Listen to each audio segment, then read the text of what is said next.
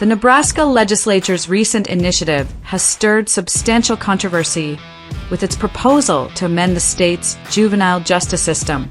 The bill would permit the prosecution of individuals as adults for specific felony offenses, lowering the age at which this can occur. It also proposes to lower the age for detention of younger individuals, spearheaded by a state senator, the governor, and a county attorney, with support from some local law enforcement. This legislative action has provoked widespread public skepticism, debate, and inquiries into the timing, motives, and objectives behind the bill. Critics of the bill argue that this focus on prosecuting minors presents a stark misplacement of priorities, especially when juxtaposed against the backdrop of other, more pressing criminal activities in Nebraska. The public's discontent is fueled by perceptions that while the state targets young children, thousands of illegal aliens involved in criminal acts continue to operate without significant law enforcement intervention. This sentiment is particularly strong in Douglas County, where crime by illegal individuals has increased, yet the response from local law enforcement appears disproportionately lenient or absent. The criticism is further compounded by the broader context of the state's justice system, which has been under scrutiny since the handling of the Black Lives Matter domestic terrorist attacks.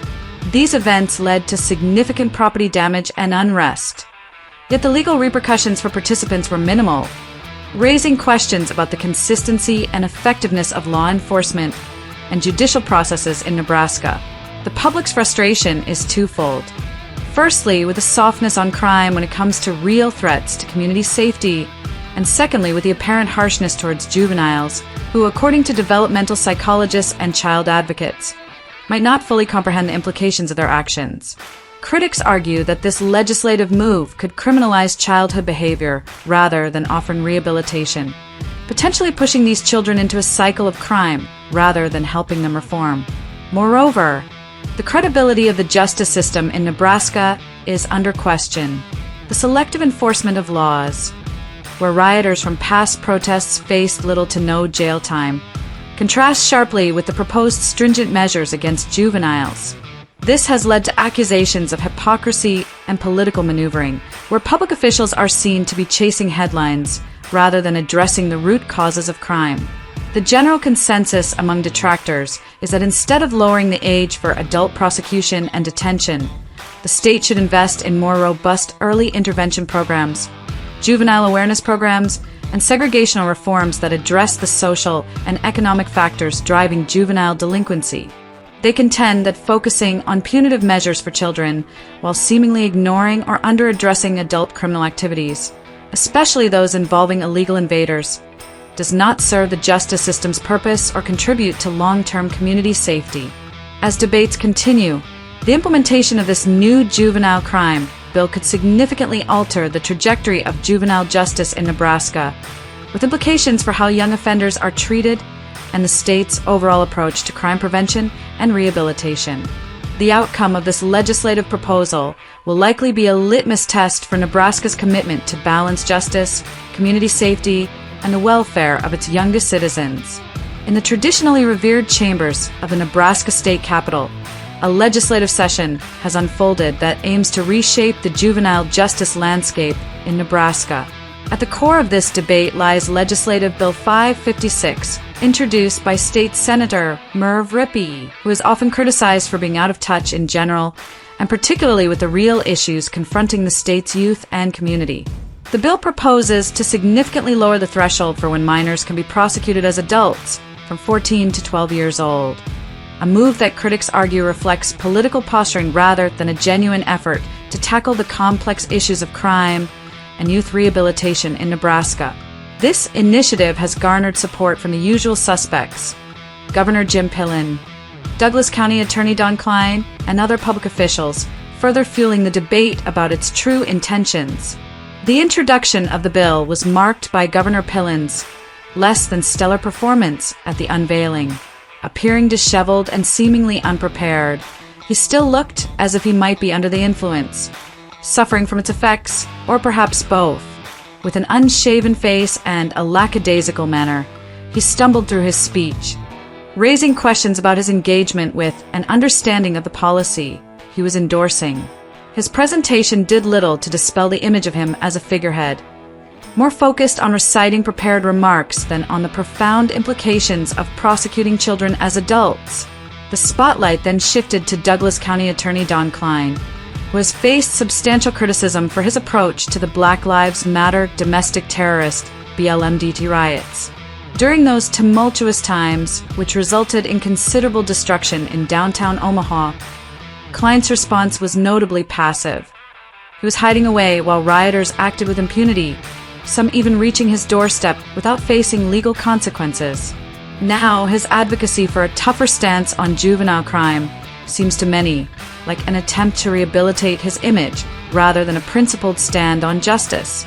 His current focus on juvenile offenders, juxtaposed against his apparent inaction towards the crimes committed by illegal criminals in Omaha, paints a picture of selective enforcement and a lack of bravery in facing real crime challenges. The press conference supporting LB 556 was a spectacle of officials, including representatives from police unions, Sheriff Aaron Hansen, and Lancaster County Attorney Pat Condon.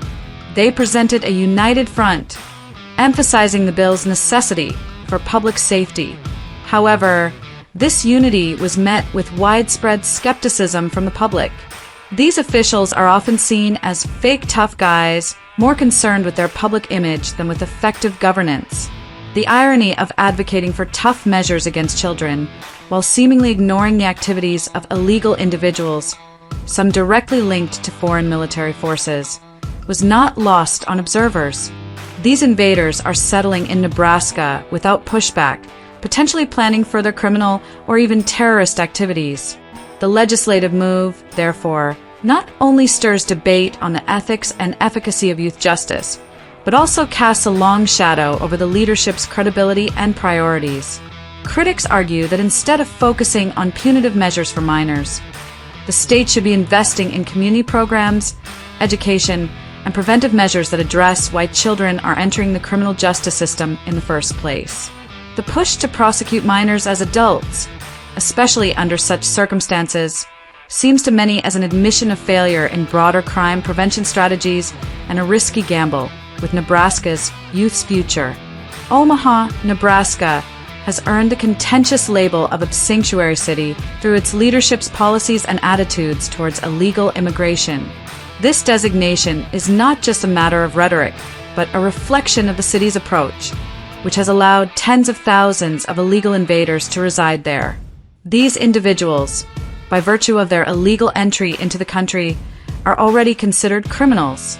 Moreover, a significant number are also involved in various criminal activities, ranging from petty theft to more severe offenses.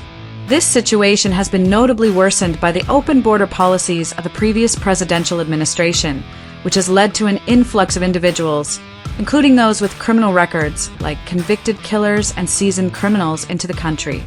However, instead of directing law enforcement efforts towards this palpable increase in crime attributed to illegal criminals, the focus of Omaha's local officials, including city leaders and law enforcement, has controversially shifted towards prosecuting minors. This shift is perceived by many as an attempt to demonstrate activity and effectiveness in crime control, perhaps to secure job positions or justify budget requests by targeting what some consider to be low-hanging fruit. The decision to focus on juveniles as a means of showing law enforcement vigor raises questions about the true priorities and strategies of those in power. The irony of this situation is stark when viewed through the lens of selective law enforcement. The same officials who now push for stringent measures against juveniles were notably lenient during the Black Lives Matter domestic terrorist riots, where significant property damage was inflicted with minimal legal repercussions. This inconsistency in law enforcement not only confuses public perception of justice, but also sends mixed messages to the youth about the seriousness of criminal behavior. Young people, seeing the disparity in how laws are applied, might question the integrity and fairness of the legal system. Adding to this confusion is the behavior of these officials during the recent manufactured global health crisis, referred to by most as a fake pandemic. During this period, measures like mask mandates, social distancing, and other public health protocols were enforced with a rigor that contrasted sharply with the response to the riots. This selective enforcement, where phony health regulations were prioritized over addressing public safety during riots, has severely damaged the credibility of these officials. It has led to a widespread undermining of respect for the law, as the public perceives these actions as arbitrary and politically motivated rather than based on consistent legal or ethical principles. This selective approach to justice, where the enforcement of laws seems to depend on political convenience or public pressure rather than steadfast commitment to public safety, has bred cynicism and distrust among Omaha's residents. The community is left questioning why there is such zeal in prosecuting minors for potentially lesser offenses while more significant threats to public safety are seemingly downplayed or ignored. The broader implication is a community that feels increasingly disconnected from its leadership, viewing them as more interested in maintaining appearances than in ensuring justice and safety for all its citizens. Nebraska's legislative intent to focus on juvenile crime through harsher legal measures, such as lowering the age for adult prosecution and juvenile detention, is met with significant criticism for its approach. Critics argue that this is a pivotal moment where the state could instead be leveraging its resources towards addressing the causes of crime through community engagement, mentorship programs, and preventive measures rather than leaning heavily on incarceration. Such initiatives could not only reduce crime, but also foster a healthier, more integrated community, offering young people alternatives to criminal behavior. The backdrop to this legislative push is the state's handling of the Black Lives Matter domestic terrorist events, where the lack of prosecution for participants has created a precedent that might lead young individuals to perceive leniency in criminal justice. This situation has inadvertently taught a lesson that crime might not carry significant consequences, particularly when it aligns with certain political or social movements. This could encourage a generation of youth to mimic the behavior of those who faced little legal repercussion, sowing seeds of future criminal behavior under the assumption that they too can act with impunity. Instead of these punitive measures, there is a call for leadership that truly embodies the role of guiding figures for youth. Real leaders should engage with these young individuals, providing mentorship and activities to steer them away from crime before it becomes a part of their life narrative. Punitive actions post-crime do little to address the underlying issues that lead to criminal behavior in the first place. The current legislative focus on punishing 11-year-olds is seen as a superficial approach, more about creating an appearance of toughness on crime rather than a deep commitment to solving the problem. This legislative approach is criticized for being not only resource-intensive, but potentially counterproductive, possibly exacerbating the cycle of crime rather than breaking it. The efforts of these officials are increasingly viewed as misguided or even detrimental, both in immediate terms and over the long haul. The leadership in Nebraska, particularly those advocating for these policies, are perceived as lacking a fundamental understanding of juvenile psychology, community needs, or effective crime prevention strategies. This perception is compounded by the public's belief that these officials are more interested in bolstering their political standing than in genuine public service. This scenario has led to a widespread sentiment that the administration of law in Nebraska has become a farce. The selective enforcement of laws, where political expediency seems to dictate legal action rather than justice or public safety, has eroded trust in the system. The public views these officials as hypocrites. They're seen to selectively enforce laws while themselves engaging in behaviors that flout the very laws they are supposed to uphold. This selective enforcement extends from their duties to their personal conduct, creating a confusing and morally ambiguous environment where the lines between legal and illegal activities blur, thus further undermining the community's respect for law enforcement and judicial processes. In essence, what Nebraska is facing is not just a legislative issue, but a profound leadership crisis. The current approach to juvenile justice underlines a broader failure to lead with integrity, foresight, and a genuine commitment to the welfare of all residents, particularly its youth. Without a shift towards more constructive, community-based solutions and transparent, principled law enforcement, Nebraska risks perpetuating a cycle of distrust, crime, and missed opportunities for positive change. The introduction of Legislative Bill 556 in Nebraska serves as more than just a policy aimed at modifying the state's approach to juvenile crime. It's emblematic of a deeper, systemic leadership crisis within the state's governance. The bill, which seeks to lower the age at which juveniles can be prosecuted as adults, is perceived by many as a superficial attempt by officials to appear tough on crime. This perception is fueled by the stark contrast between the aggressive stance on prosecuting minors and the apparent passivity, or even negligence concerning other criminal elements. At the forefront of this criticism is the handling of crimes committed by illegals, which are rampant yet inadequately addressed by law enforcement. While public officials parade their commitment to public safety through targeting young children, there's a noticeable absence of similar zeal when it comes to tackling crimes associated with illegal individuals.